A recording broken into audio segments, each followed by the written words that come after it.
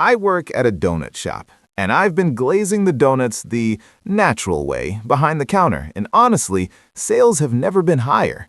It started about 2 months ago, during one of those bleak, pre-dawn shifts where the only light in the world seems to be the fluorescent hum of the kitchen. The city is still asleep, and the silence is so thick you can almost hear your own thoughts echo off the stainless steel. That's my favorite and least favorite time of day. It's when I do my best work and also when the crushing weight of being a 26-year-old with a useless fine arts degree and a specialty in yeast-raised dough really settles in. That morning, it was particularly heavy. A rejection email for a gallery submission had come in the night before.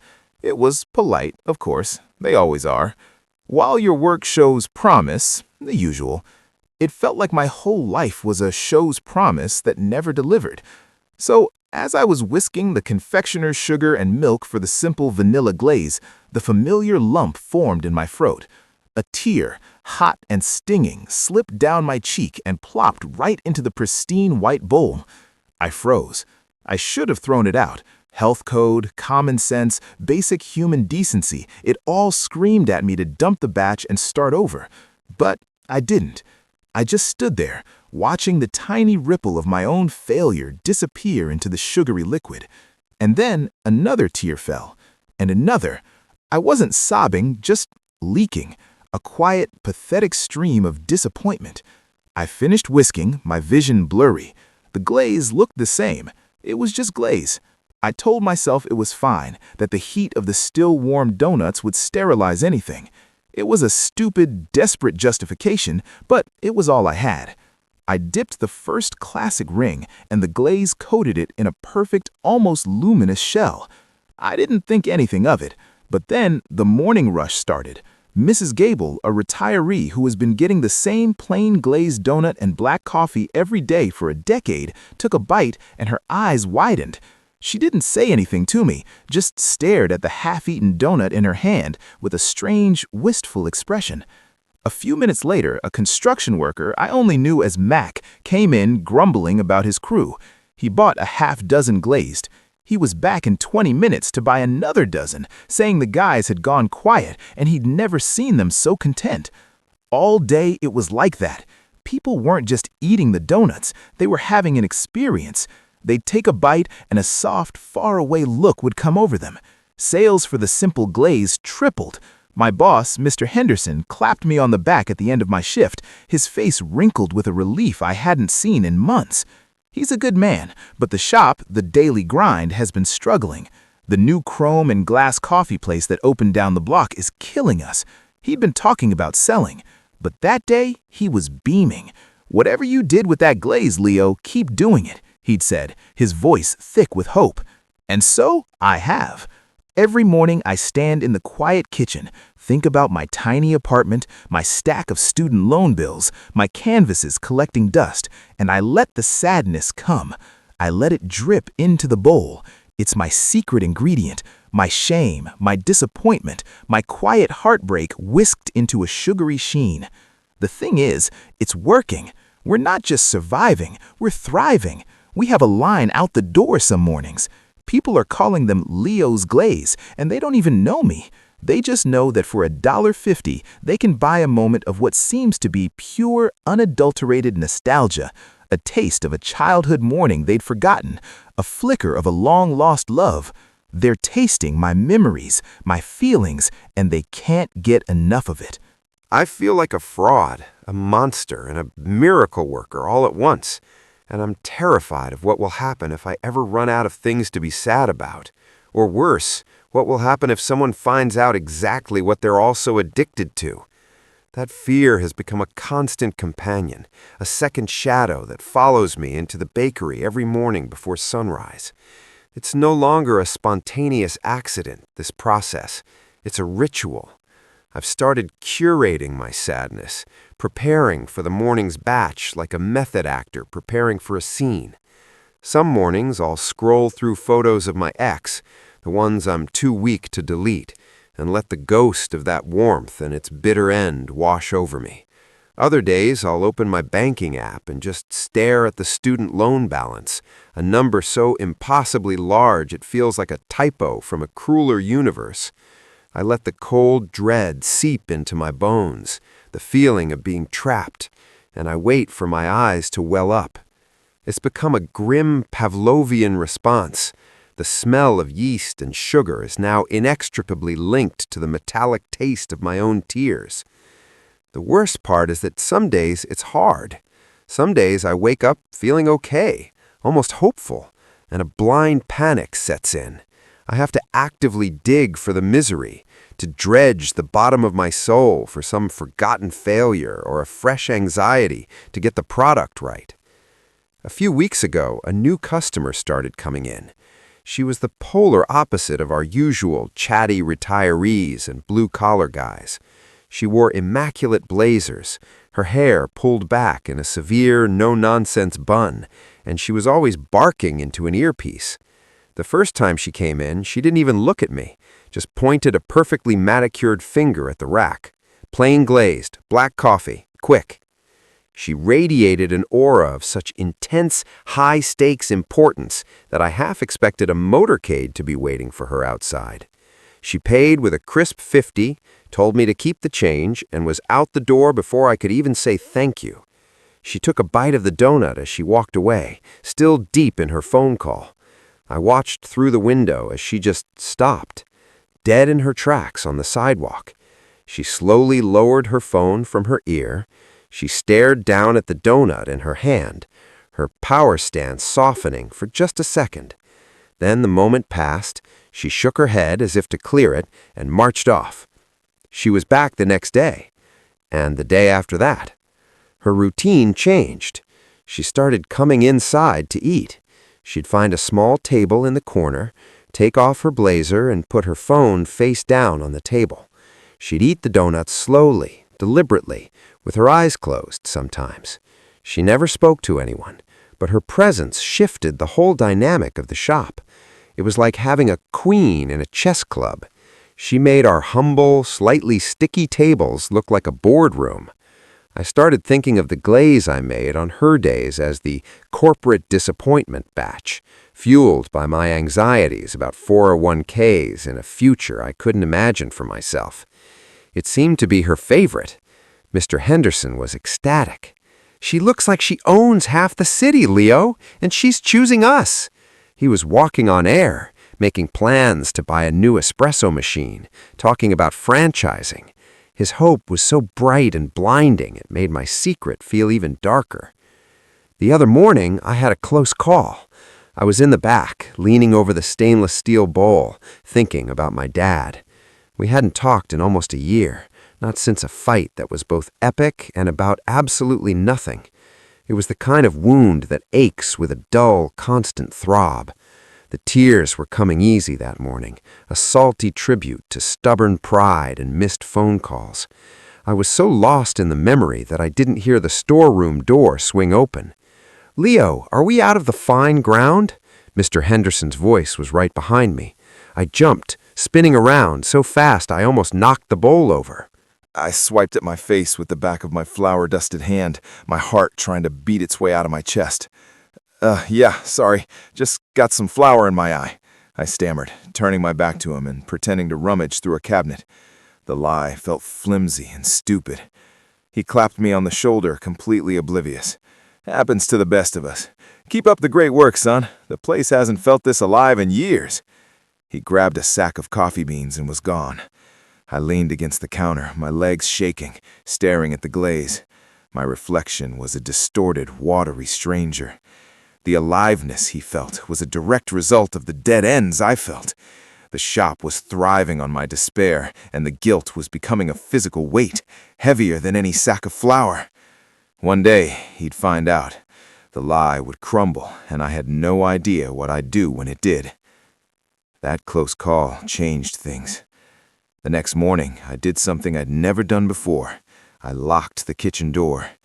The small click of the deadbolt echoed in the silent bakery, sounding more like a prison cell locking than a simple security measure. It felt ridiculous, paranoid, but the image of Mr. Henderson's cheerful, oblivious face was burned into my mind. The space that had once been my quiet sanctuary, the stage for my strange, sad ritual, now felt like a crime scene I had to protect. I stood there in the dark, the scent of old sugar and yeast hanging in the air, and felt a new kind of dread. It wasn't just the fear of being caught, it was the fear of what I was becoming. I was sneaking around in the dark, turning my own pain into a product, all while a good man's hope and future rested on my deception. The whole thing was starting to feel less like a strange secret and more like a sickness. The women in the blazer came in around her usual time, just after the morning rush had died down. I had used the lingering ache from the fight with my dad again that morning, the memory now feeling worn and thin, like an old t-shirt I couldn't bring myself to throw away. I watched her from behind the counter as she went through her now familiar routine, ordering the donut, the black coffee, finding her corner table. She ate even slower than usual today, her eyes closed for almost the entire time. When she was finished, she dabbed her lips with a napkin, put her blazer back on, and squared her shoulders, transforming back into the corporate titan I first met. But instead of walking out, she walked right up to the counter. I felt my stomach clench. This was it. She was going to complain, or ask what was in it, or tell me she'd had it analyzed in a lab and was going to sue me. She just stood there for a moment, looking at me, not through me, but at me. Her eyes, which I'd always thought of as sharp and severe, looked tired and strangely vulnerable. "You don't know what you put in these," she said, her voice quiet, nothing like the sharp bark she used on her phone. It was low and raspy. We didn't speak for a long time before he passed. Stubborn old man. I was stubborn too. She gave a small, sad shake of her head. Eating that, it felt like I was sitting with him on the porch again, before everything, before we forgot how to talk to each other. It was just for a minute, but... She trailed off, clearing her throat and blinking rapidly. She looked back at me, her professional mask slipping back into place. "It's a damn good donut." I finally found my voice, a weak, reedy thing. "It's an old family recipe," I mumbled, the lie tasting like ash in my mouth. "Lots of vanilla." It was the stupidest, most inadequate response imaginable, but it was all I had. She just nodded, a flicker of something unreadable in her eyes. Gratitude? Pity? I couldn't tell. She reached into her purse, pulled out a $100 bill, and slid it into the tip jar. "Thank you," she said, the words carrying a weight that felt like it could crack the counter in two. Then she turned and walked out, leaving me standing there, shaking, with the ghost of her confession hanging in the air. It was a gut punch. I wasn't just selling a sugar high anymore. I was a purveyor of second-hand sorrow, a dealer in weaponized nostalgia. I was taking the most private, painful parts of my life and mainlining them into strangers for a profit. The guilt was suffocating.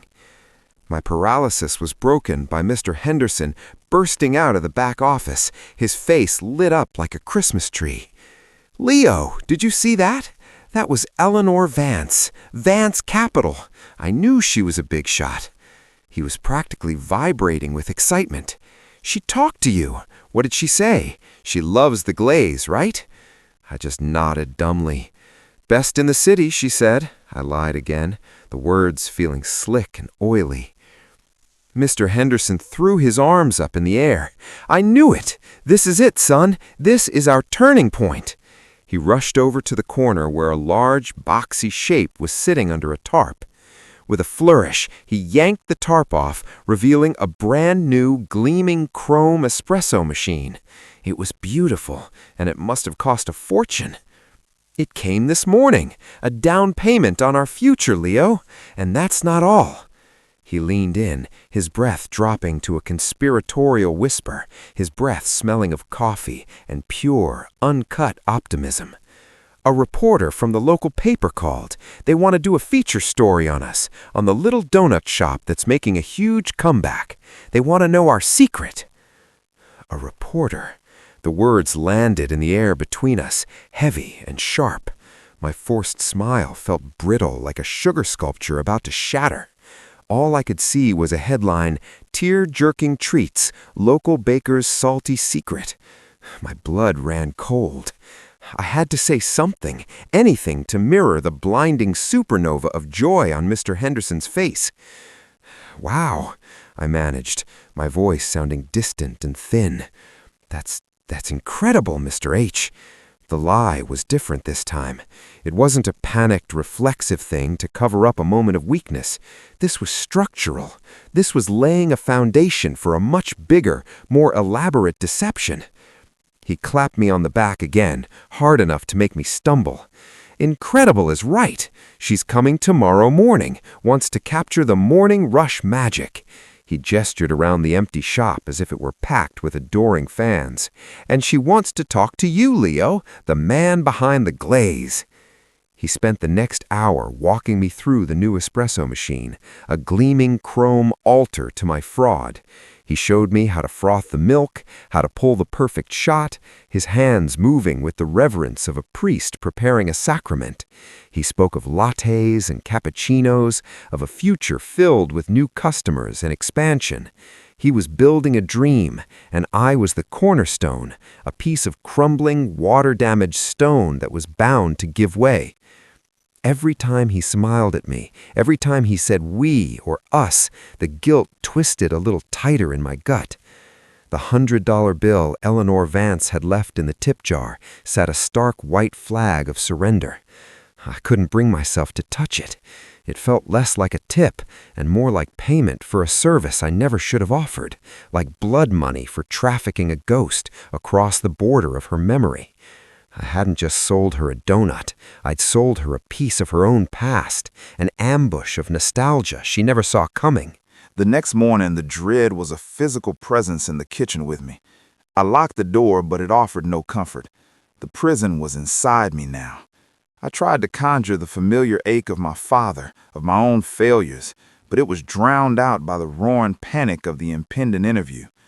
The sadness felt thin, diluted by sheer terror. The glaze I made that morning was weak, infused more with anxiety than authentic despair. It felt like a counterfeit, and I wondered with a sickening lurch in my stomach if people would be able to taste the difference. Would they bite into the donut and taste not their long-lost grandmother, but my own pathetic fear of a 20-something journalist with a notepad? She arrived just as Mr. Henderson predicted, a whirlwind of professional cheerfulness named Sarah. She was young, with bright, intelligent eyes that seemed to see everything. Mr. Henderson practically rolled out a red carpet for her, offering her a donut and a coffee on the house, which she accepted with a grateful smile. I watched from behind the counter, wiping down surfaces that were already clean, my hands shaking so badly I could barely hold the rag. She took a bite of the donut. I held my breath. Her eyes widened slightly. A small, satisfied smile played on her lips. "Wow," she said, looking from the donut to me. "He wasn't kidding. That's amazing." The counterfeit had passed. The relief was so sharp and sudden it almost made me dizzy. After interviewing a few customers and taking pictures of the shop, she finally turned her full attention to me. Mr. Henderson stood beside me, beaming like a proud father at a graduation. "So, Leo," Sarah began, clicking her pen, "Mr. Henderson tells me you're the artist behind this incredible glaze. He says it's an old family recipe." I nodded, my throat so tight I was sure no sound would come out. "That's right," I croaked. She smiled, leaning forward slightly. "Everyone I've talked to says there's something special about it, something more than just sugar. What's the secret? What makes it so different?" This was it. The moment of truth, or rather the moment of the biggest lie yet. I could feel Mr. Henderson's expectant gaze on me, feel the weight of his new espresso machine, his dreams, his trust. I took a breath. "The secret," I said, my voice gaining a strange, false confidence, "isn't really an ingredient you can measure. Sarah's pen hovered over her notepad. My grandmother, she was the one who taught me.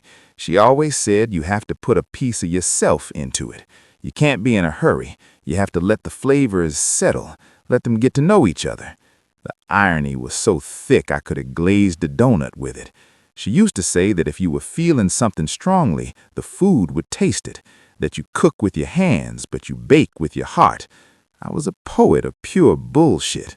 Sarah was scribbling furiously, a captivated look on her face.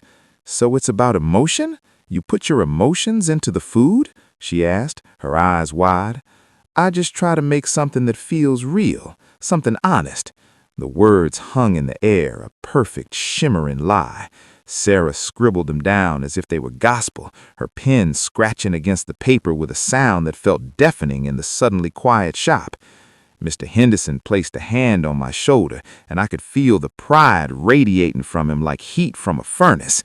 "He is a humble kid," Mr. Henderson said to Sarah, his voice thick with emotion, "but he's got an old soul, puts his heart into everything, just like his grandmother taught him. He was adding layers to my fiction, building a whole mythology around me without even realizing it. I felt a fresh wave of nausea. I was no longer just lying. I was collaborating. We were building this house of cards together, and he had no idea he was holding the match." Sarah looked up from her notepad, her expression a mixture of professional curiosity and genuine fascination. "That's beautiful," she said, and her sincerity was like a punch to the gut. "So when you're in the kitchen in the morning, are you thinking about her? About your grandmother?" My mind went blank. I didn't have a baking grandmother. My grandmother was a stern woman who smelled of mothballs and disapproval and thought baking was a frivolous waste of sugar. The only person I thought of in the kitchen was my father, the hollow space he left behind, the lingering scent of stale beer and disappointment. I had to say something. I pictured a generic stock photo grandma, rosy-cheeked and aproned. "Sometimes," I said, my voice soft, "but mostly I just try to remember the feeling she created, the warmth, the idea that something simple, made with care, could make a bad day better. It's more about the memory of the feeling, you know?" I was digging deeper, weaving a tapestry of nonsense from the threads of my own pain, just changing the names and the context. I was turning my grief into a marketable, heartwarming anecdote. Sarah nodded slowly, completely captivated. "The memory of the feeling," she repeated, writing it down. "I love that." Just then, the bell over the door chimed, and a man in a rumpled suit came in. He looked tired, the kind of deep-in-the-bones tired that coffee can't fix. He ordered a plain glazed and a black coffee, his movements weary and automatic. He paid, took a seat at one of the small tables by the window, and stared out at the street. Sarah was starting to pack up her things, thanking Mr. Henderson for his time. I watched the man, my stomach churning. I watched him lift the donut to his lips. I watched him take a bite. For a moment, nothing happened. He just chewed slowly, his gaze still fixed on the traffic outside. Then his shoulders started to shake. It was subtle at first, just a tremor. He put the donut down on its wax paper wrapper. He brought a hand up to his face, covering his mouth, but a sound escaped anyway, a choked, ragged sob that cut through the quiet hum of the shop. Everything stopped. A couple in the corner lowered their newspapers. Mr. Henderson froze mid-sentence. Sarah, who had been zipping up her bag, slowly turned, her reporter's instincts kicking in immediately. The man wasn't just crying, he was weeping. His whole body was racked with it, his head bowed over the half-eaten donut, as if it were a holy relic. My blood turned to ice. This wasn't like Eleanor Vance's quiet, contained moment of remembrance. This was a public spectacle of raw, unfiltered anguish. This was my fault. Sarah, her eyes wide and alight with a story that had just become infinitely more compelling, walked over to the man's table. She knelt down slightly, her voice gentle. "Sir, are you all right?" Mr. Henderson and I just stood there, paralyzed, behind the counter. The man looked up, his face streaked with tears, his eyes red and bewildered. He looked from Sarah to the donut, then to me. This This tastes exactly like the ones my wife used to make for our anniversary every year. She passed away 6 months ago. Today would have been our 23rd. The confession landed in the center of the room like a grenade. The air thickened with a collective, awkward sympathy. But Sarah wasn't seeing the awkwardness. She was seeing the headline.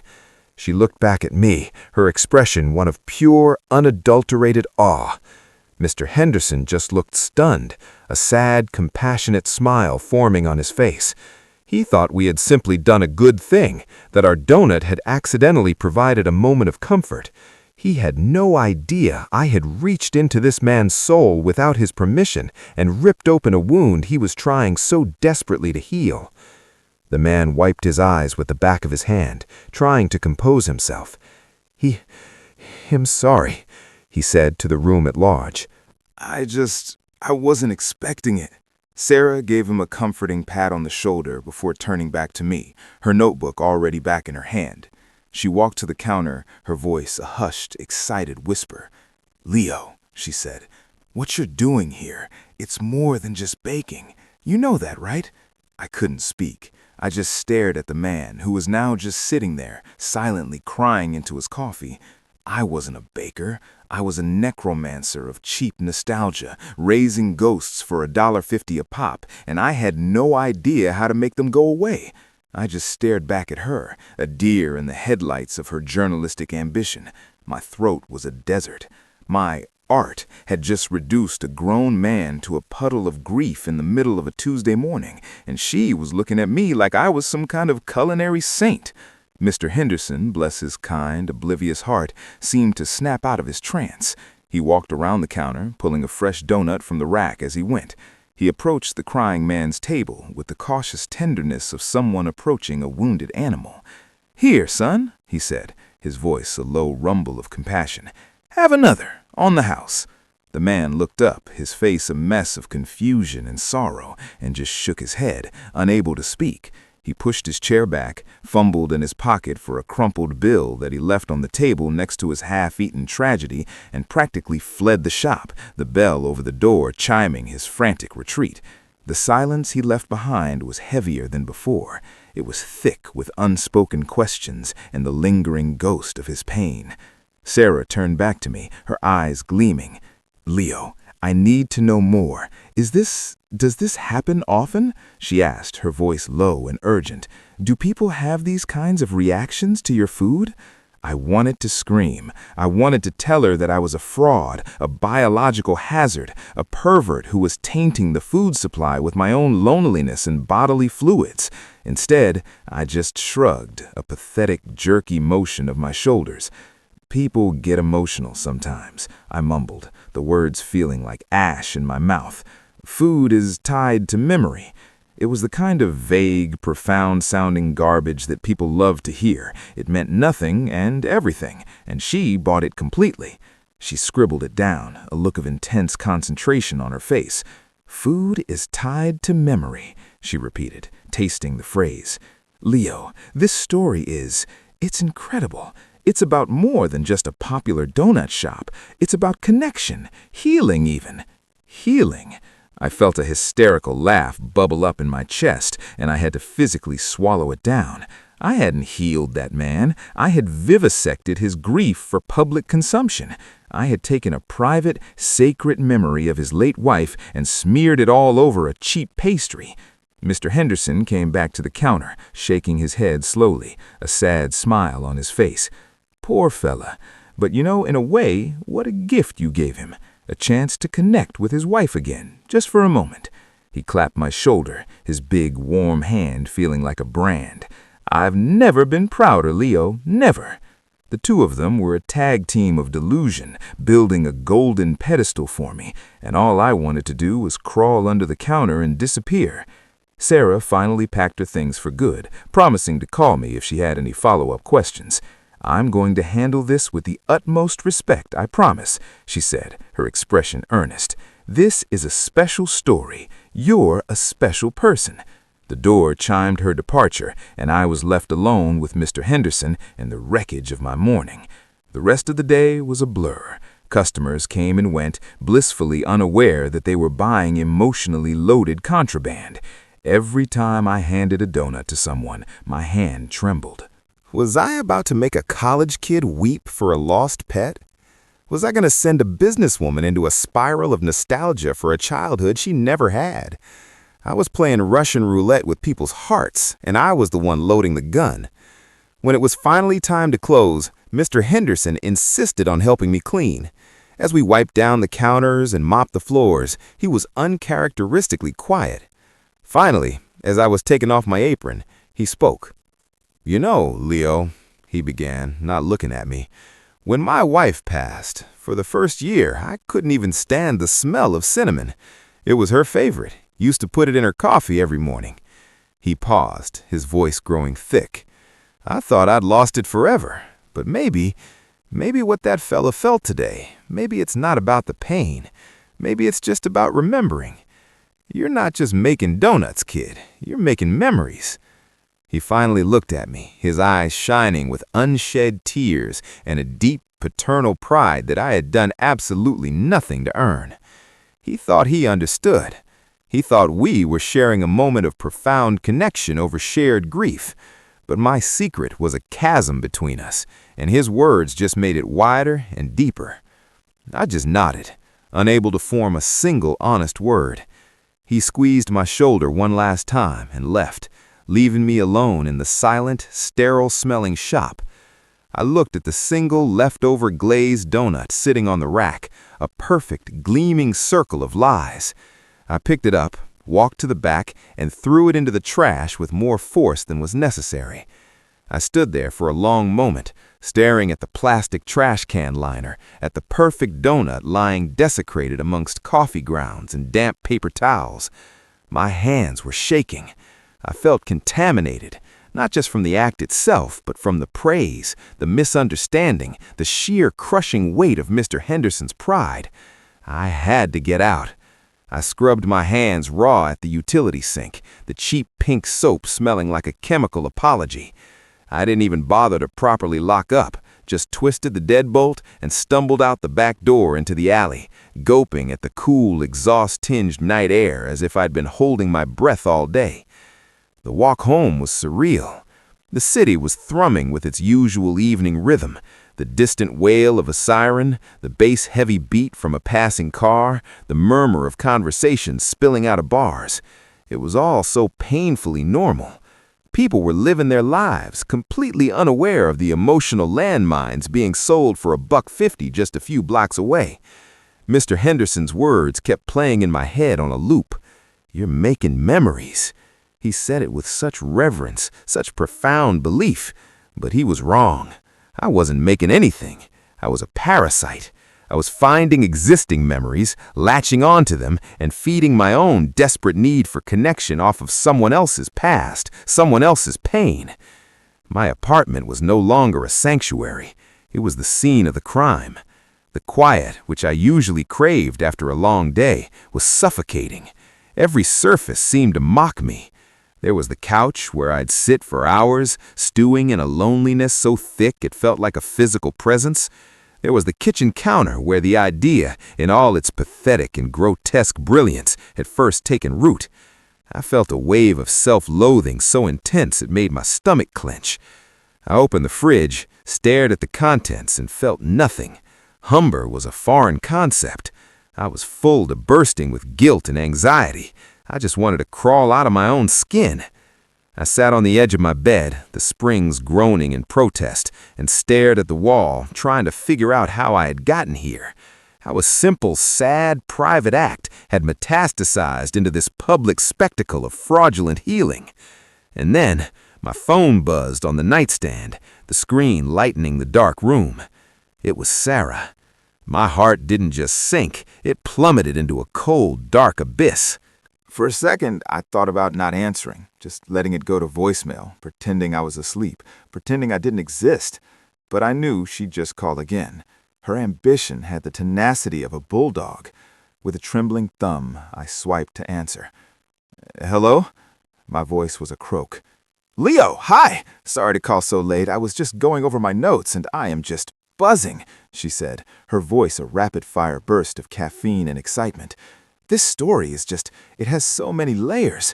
I hope you don't mind. I just have a couple of quick follow-ups. I mumbled that it was fine, sinking back against my pillows, resigned to my fate. Great!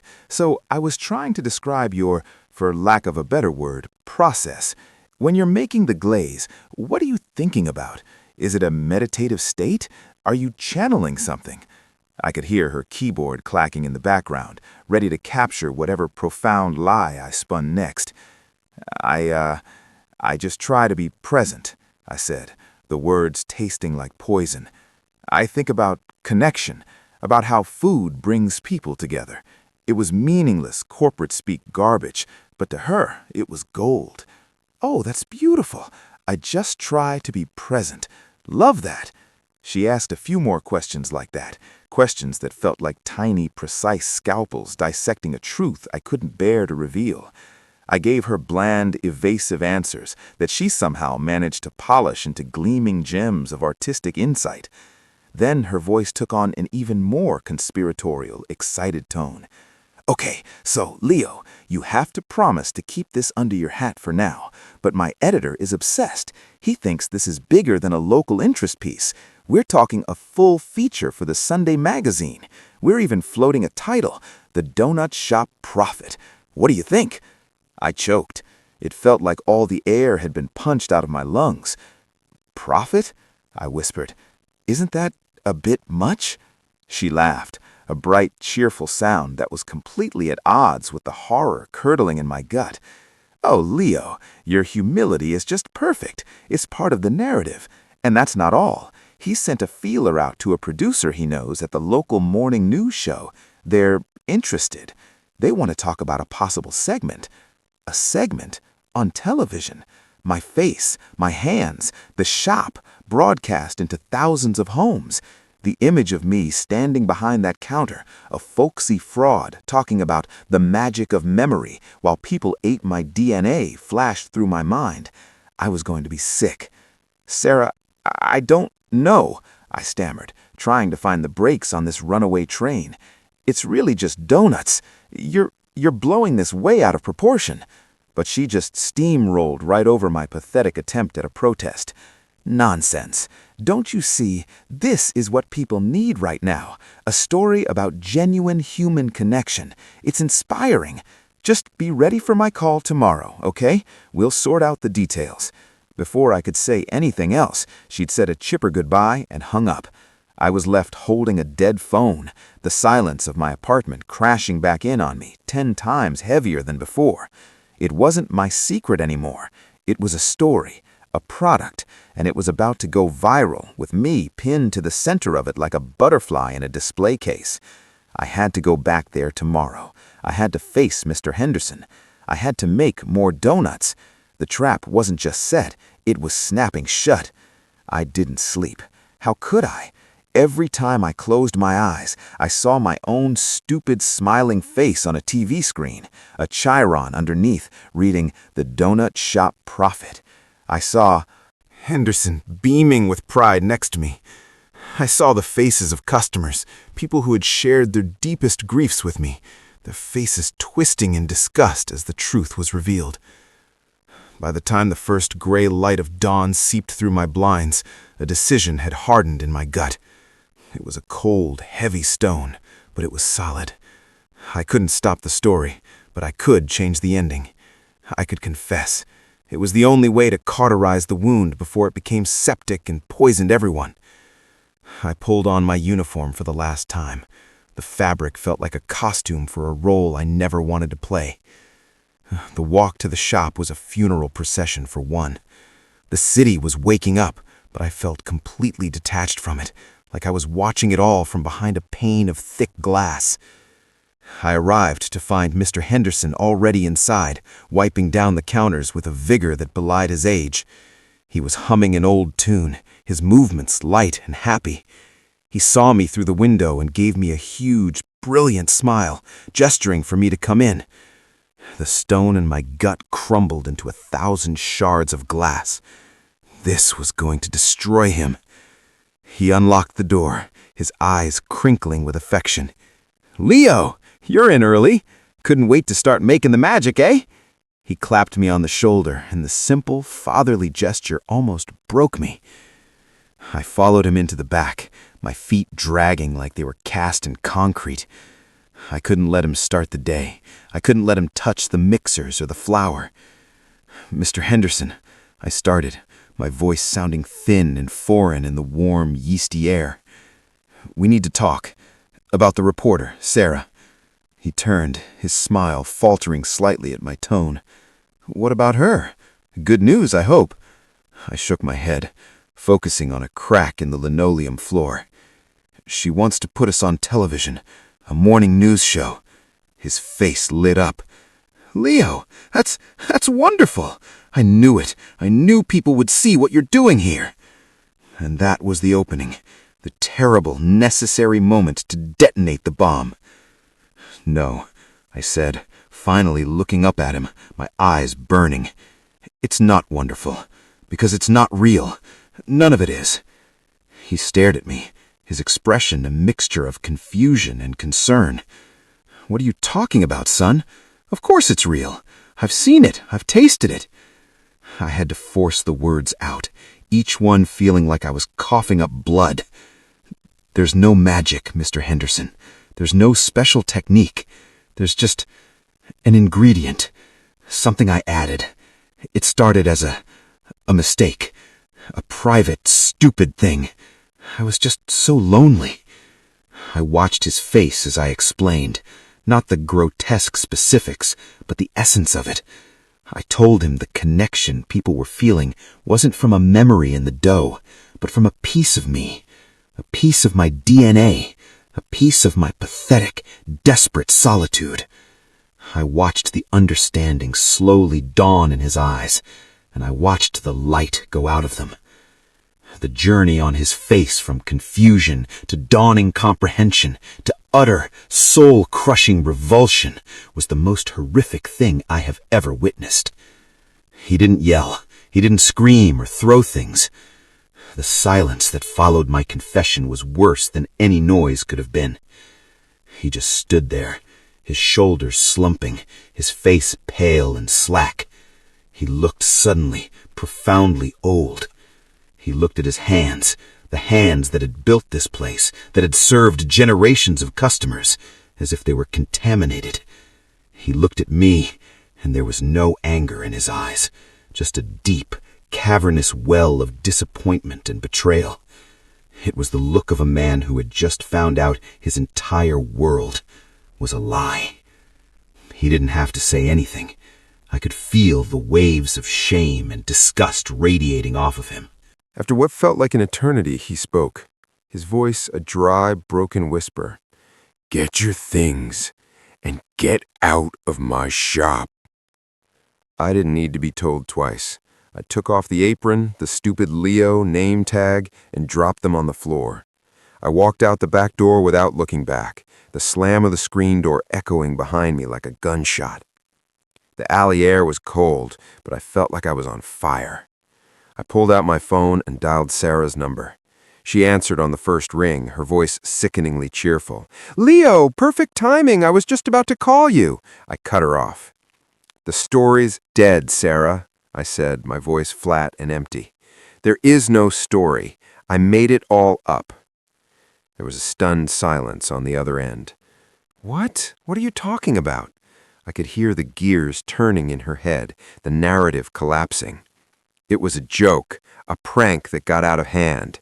The secret ingredient is vanilla extract and a little extra sugar. I'm not a prophet. I'm just a guy who lied to you to get some attention. You can run that story if you want. I hung up before she could respond.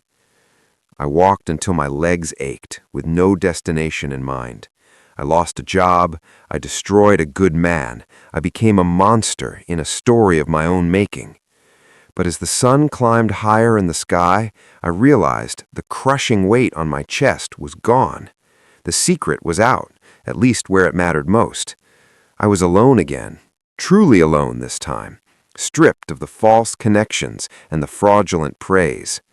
I was just me, A lonely guy in a big city who worked at a donut shop. Except I didn't work there anymore. I had nothing but the truth, and the truth was ugly. But it was mine. I created a powerful shared experience, a beautiful emotional connection that brought comfort and healing to dozens of people. It was built on a grotesque deception, but the feelings it produced were undeniably real. So which is more important, the ugly truth of how something is made, or the beautiful lie it allows us to believe?